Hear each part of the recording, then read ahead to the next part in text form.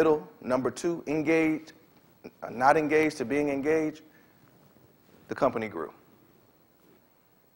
That's how they're looking at you now. The upside of that is there probably hasn't been a time where an employee is more important than today. The downside of that is we don't know it. We don't. Some of us do, but the majority of us don't. We don't really know what our power is as it relates to what we bring to our organizations. So let's shift gears and talk about this subject. Well, I'll give you one more statistic. So this is a study that was done Asia, Europe, North America, and they basically just asked workers, how important is it to have meaning in the work that you do, to have connection with what you do? 51% of the people surveyed, it was 100,000 people, said that they would sacrifice pay and status for more meaningful work. When you hear that statistic, I know that's a paradigm shift for many people in this room. Because our focus has been on the money. Even if we don't admit it, we know it's true. So we focus on the money and hope we're happy. I'll say that again. We focus on the money and we hope we're happy.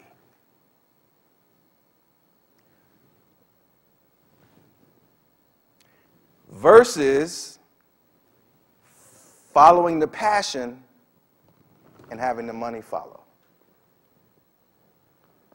That's the paradigm shift. And my contention is today, especially with the economy that we have. Think about it. If you're listening to the news, how many people watch the news every day? Just like eating breakfast and drinking coffee. If you're listening to the news every day and you're constantly getting a message of, what are we hearing about the economy today? What are we hearing? Job loss. What else? Market's tanking. What else? We're in a what? Recession. And it's going to get what before it gets what? Right. It's going to get worse before it gets better. So if we're constantly listening to these messages, by the way, I don't do news. I've been off the news for 15 years. It doesn't support me mentally. That's a little caveat. I just thought I'd share that with you all. If we're listening to these messages every day, and we're really focusing on the poor and the bad aspects of the economy,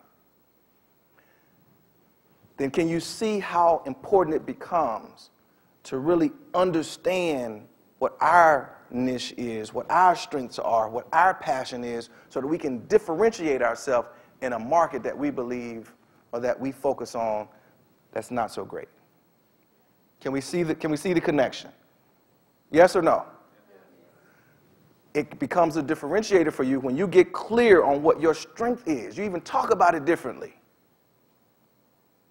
Your expectation changes. So, question for the group. What's an occupation? It's a job. What else? What's an occupation? What's it do for us?